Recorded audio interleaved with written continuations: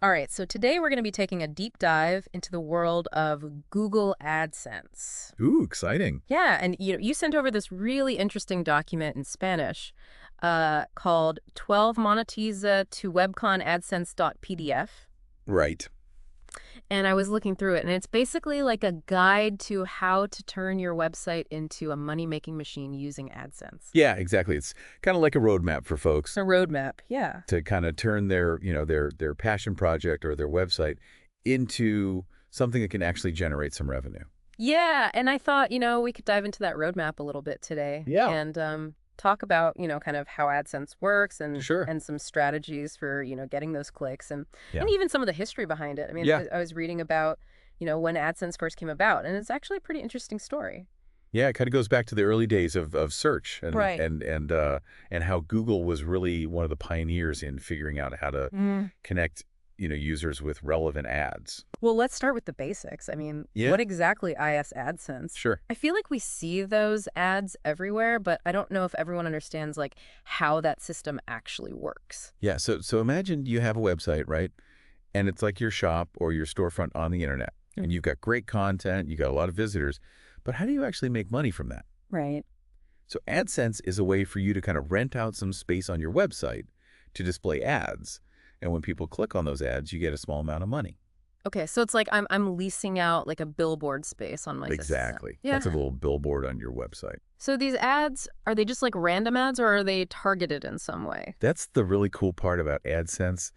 Google uses its algorithms and its knowledge of your website content to actually show ads that are relevant to what your visitors are interested in. So if my website is about, vintage cameras, Yeah. then I'm going to get ads for camera shops or photography courses. Exactly. You might see ads for, camera equipment, photography books, online courses, anything related to photography. Okay, so it's not just like, random ads for like, toothpaste or something. Yeah, exactly. It's targeted. Okay, now how does AdSense differ from AdWords? Because I always get those two mixed up. Yeah, that's a common confusion. Yeah. A lot of people get them mixed up. Right. So think of it this way. AdWords is like you paying to put up a big billboard on a busy street. You're actively going out and paying to advertise. Okay. AdSense is like you've already got your shop set up on that busy street and you're just renting out a little space on your storefront for somebody else to advertise. So AdWords is more like me being the advertiser and AdSense is me being the publisher. Exactly. You got it. Okay, I think I'm starting to get it now. That's right. Now, before we go too deep into the ads themselves, I think it's worth talking about just how websites actually work. Like, how does my computer magically display a website, from who knows where? Right. Seems like magic. Yeah. But it's actually pretty simple. Let's break it down.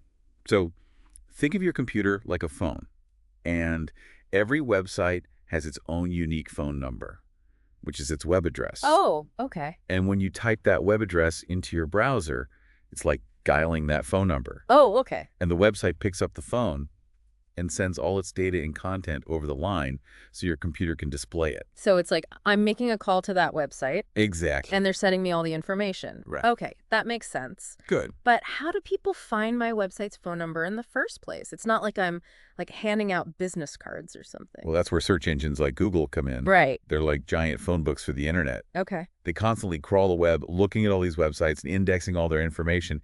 And then when somebody searches for something, they try to match the best websites to that search. So Google is like the matchmaker between me and the websites Exactly. I'm looking for. That's a great analogy. Okay, but how does Google decide like which websites to show first? I mean, there are billions of websites out there. Right. So Google uses hundreds of factors to rank websites. Yeah. But one of the most important is something called PageRank. PageRank. PageRank, yeah. And think of it as a popularity contest for websites. Okay. The more other reputable websites link to your website, it's like they're voting for you. Oh, so like the more votes I got, the higher my ranking. Exactly. The higher your page rank and the more likely you are to show up on that first page of Google results. So it's all about getting those links from other websites. Links are very important, yeah. Okay, so now let's go back to the document you shared and talk about the history of AdSense, because I had no idea it wasn't always around. Yeah, it's a relatively recent invention. Really? Yeah, it didn't actually exist until 2003. Wow. So it's not that old. That's pretty recent in the grand scheme of the internet. Yeah, and it actually came about because of Google's success with AdWords. Oh, so AdWords came first? AdWords came first, exactly. And before AdSense, if you wanted to make money from your website, you had to manually find advertisers. and negotiate deals. And it was a big hassle. Sounds like a nightmare. It was. Yeah. But then Google came along and said, hey, what if we could automate this whole process and create a marketplace where website owners could easily connect with advertisers? Genius. And that's how AdSense was born. That's a pretty cool story. Yeah, it revolutionized online advertising. So let's say, we've got our website up and running, people are finding it thanks to Google, and we're ready to start displaying some ads. Okay. What are some best practices for ad placement? Where should those little money-making rectangles go? Well, you want to make sure your ads are visible, right? You don't want them hidden away somewhere where nobody's going to see Right, them. front and center. Exactly. Yeah. So the document talks about placing your ads above the fold. Above the fold? What does that mean? So imagine you have a newspaper and you fold it in half. Okay. The top half that you see first, that's above the fold. Sure. And that's where you want your most important ads to be, because that's what people are going to see first. Prime real estate. Prime real estate, exactly. Okay, so what about the design of the ads themselves? Should they be like super flashy and attention grabbing, or should they kind of blend in with the website's design? Well, the document actually suggests that ads should blend in with your website's design. You don't want them to be too distracting or annoying. Okay. You want them to feel like a natural part of the content. Interesting. So it's kind of like that native advertising you see in magazines. Exactly. It's all about being subtle and not disrupting the user experience. Okay. So now what about different types of ads? I know the document mentioned both text ads and image ads. Right. Are they equally effective? You might be surprised to hear this, but the document actually suggests that text ads can often be more effective than image ads. Really? Yeah, sometimes simple is better. Less is more. Exactly. Text ads are familiar, they're easy to read, and they don't feel as intrusive as some of those big flashy image ads. Interesting. Okay, so any other tips for ad placement? Yeah, the document talks about something called section targeting. Okay, what is that? It's a way for you to tell Google which parts of your website you want to prioritize for ads. Okay. So for example, let's say you have an article about the best travel cameras. Yeah. You can use section targeting to make sure that ads for cameras or travel gear show up near that article. Oh, okay, so it's all about relevance again. Exactly. You want the ads to be relevant to the content so people are more likely to click on them. So I'm not going to get an ad for like dog food next to my travel cameras. Hopefully not, unless you also have a section on traveling with pets. Okay, well, that would make sense. Exactly. But how do you track the performance of these ads once they're up and running? It can't just be like, set it and forget it, right? Oh, no, definitely not. You need to be monitoring how your ads are doing and making adjustments as needed. And for that, you're going to want to use Google Analytics. Okay, so what is Google Analytics exactly? So Google Analytics is like a powerful tool that gives you all sorts of insights into how people are interacting with your website. Okay. It tracks everything from how many people visit your site to where they come from, what pages they view, how long they stay, and much more. So it's like having a behind-the-scenes look at what people are doing on my website. Exactly. It's like having a secret camera that tracks everything. Okay. Creepy, but also kind of cool. Yeah. And the best part is it's free. Free. That's always good. Always good. So how does Google Analytics tie back to AdSense? Within Google Analytics, you can access specific reports that focus on your AdSense earnings. Okay. These reports show you things like impressions, which is how many times your ads were shown clicks, which is how many times people clicked on your ads. Okay. Click-through rate, which tells you the percentage of people who saw your ad and actually clicked on it, and lots of other important metrics. Wow, it's like a whole new language to learn. It is, but once you get the hang of it, it's incredibly valuable information. So, okay, we're tracking impressions, we're tracking clicks. Right. How do you know if those clicks are actually, like, valuable clicks? That's a great question. And that's where things like CPC and RPM come in. Okay, break those down for me. So CPC stands for cost per click.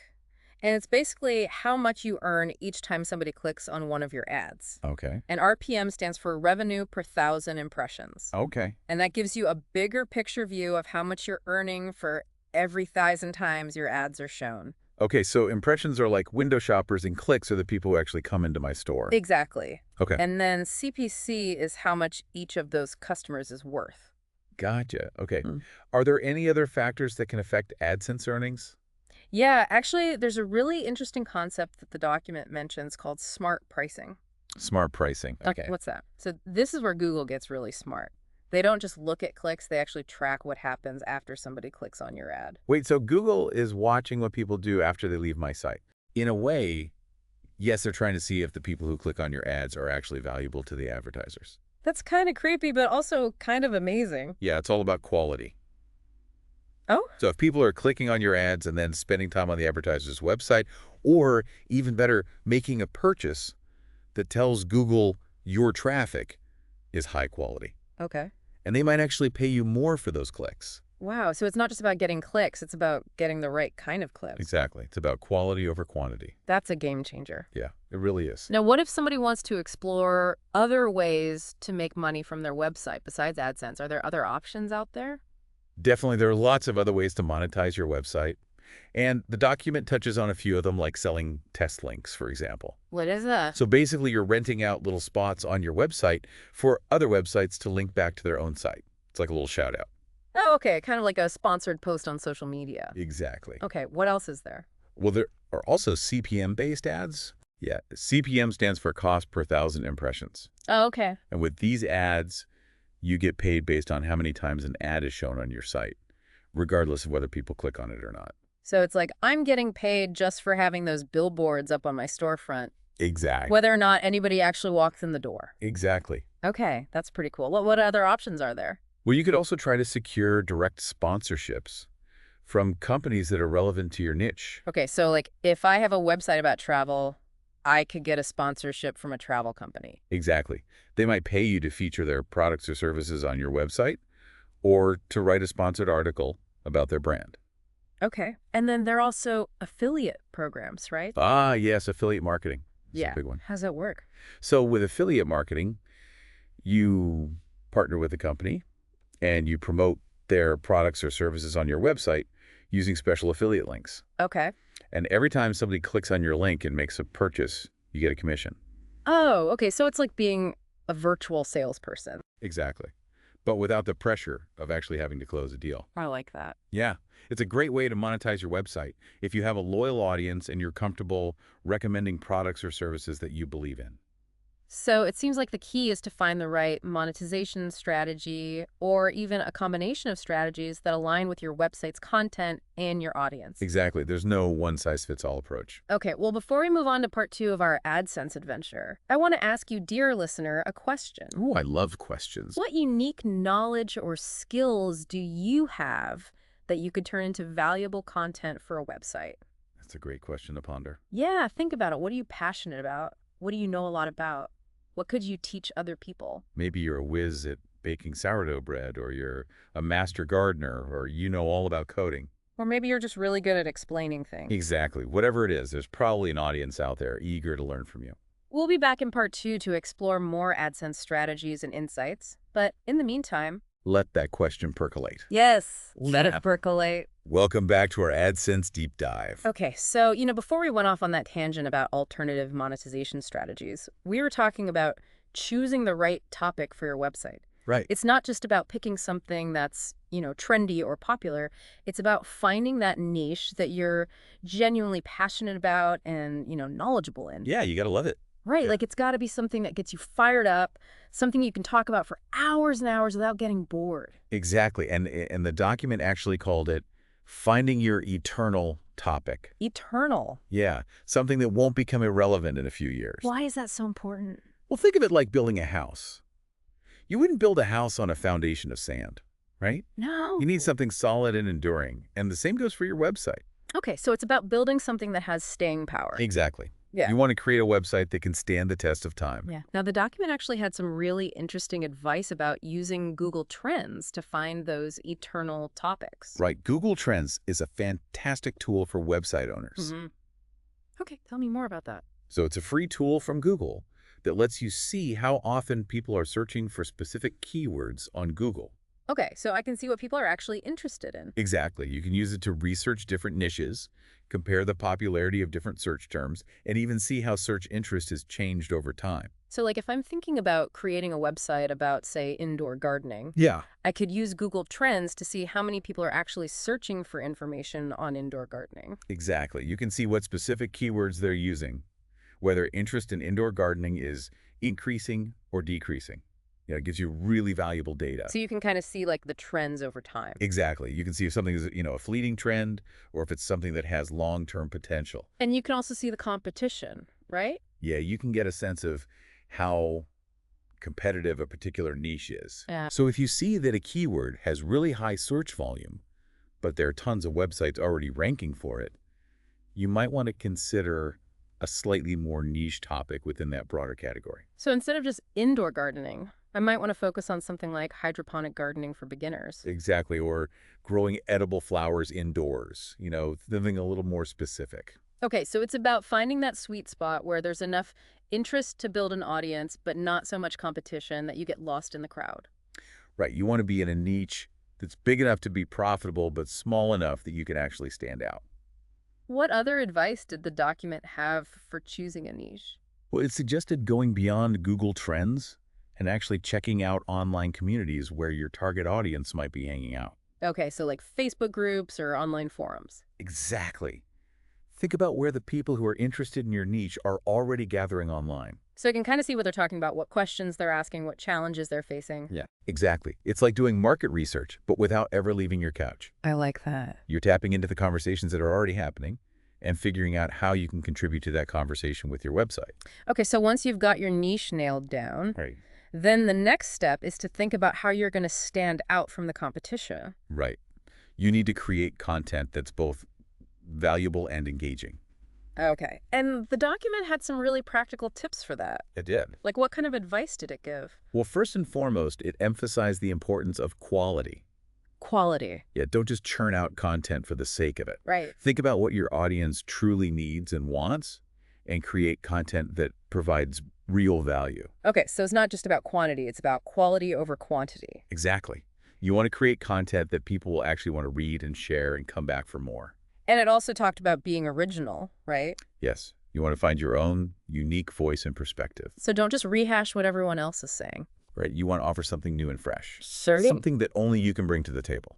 Now, the document also mentioned something called internal analytics. Yes, internal analytics is all about understanding how people are interacting with your website after they've arrived. Okay, so it's not just about getting people to your website. No, it's about making sure they have good experience once they're there. And what can you learn from these internal analytics? Well, you can learn a lot. For example, you can see which pages are the most popular, Okay. which topics are generating the most interest. So you can see what's resonating with your audience. Exactly. You can also see how long people are staying on each page, Okay. where they're clicking, what they're scrolling past, all sorts of valuable insights. So it's like you're getting feedback on what's working and what's not. Exactly. And you Okay. can use that feedback to improve your website Mhm. and create even better content.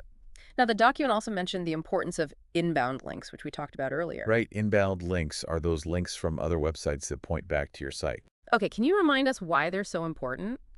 Well, they're important for a couple of reasons.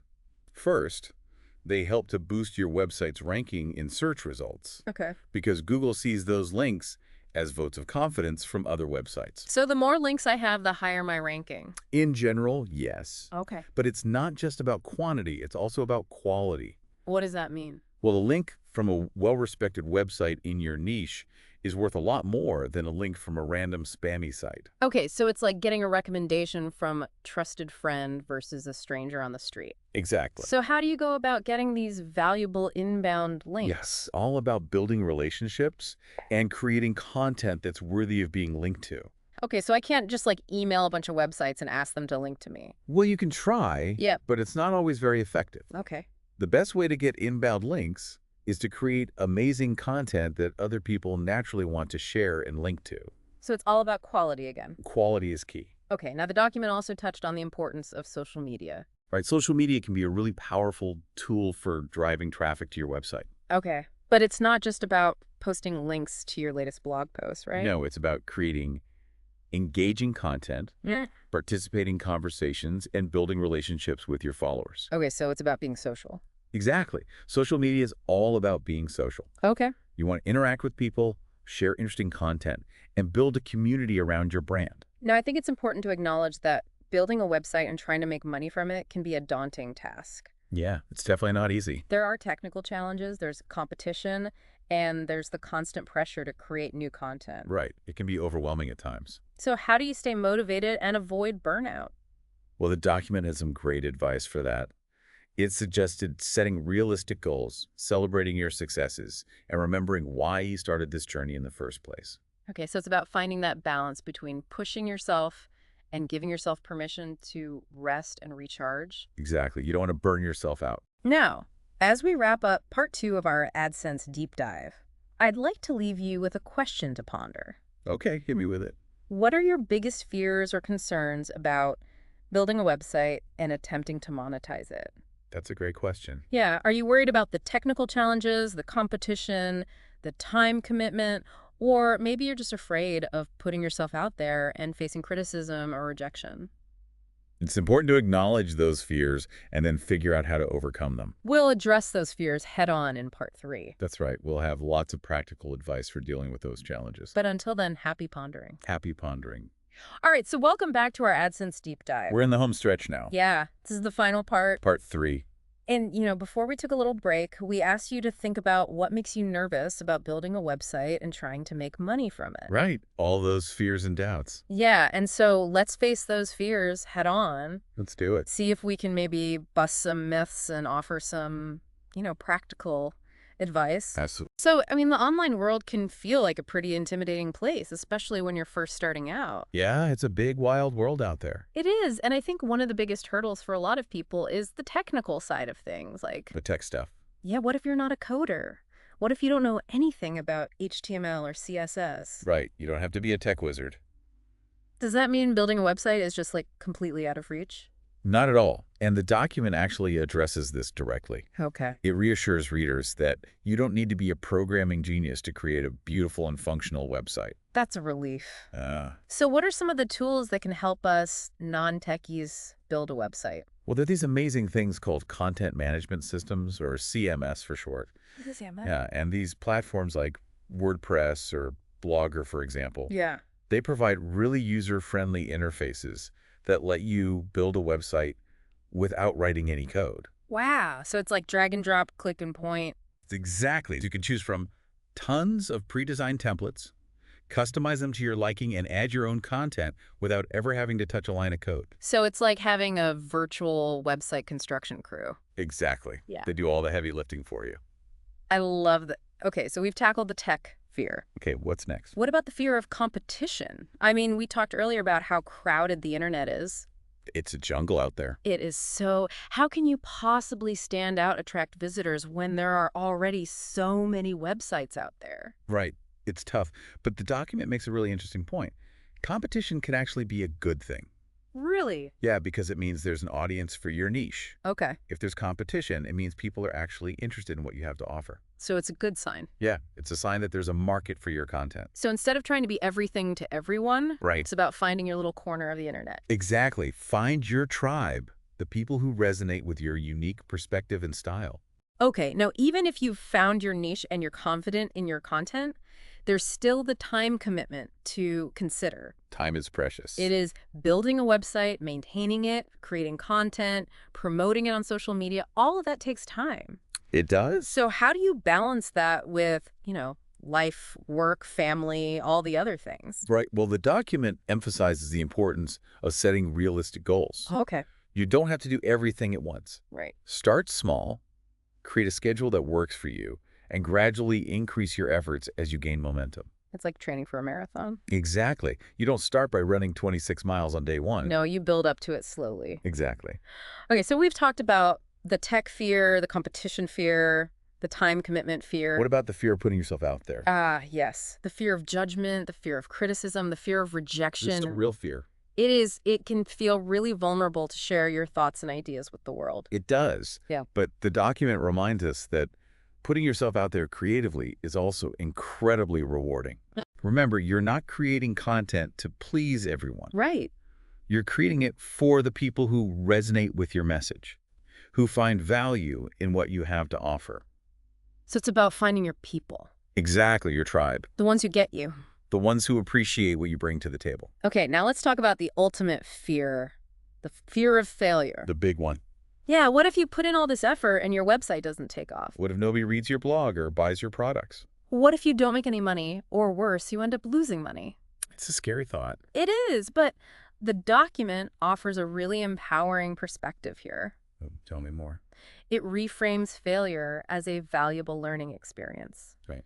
It reminds us that setbacks are inevitable, but they're also opportunities to learn and grow and adjust our approach. So it's not about avoiding failure, it's about Oh. embracing it as part of the journey. Exactly. Every failure is a chance to learn and improve. So to wrap up our deep dive into the world of AdSense, I want to leave you with this final thought. Don't let fear paralyze you. That's good advice. Let it fuel your curiosity, your creativity, your determination to build something amazing. Yeah. The internet is a vast and ever-changing landscape, but with a little knowledge, a lot of passion, and a sprinkle of courage, you can achieve anything you set your mind to. Well said. That's it for this deep dive into AdSense. Thanks for joining us. Thanks for listening, everyone.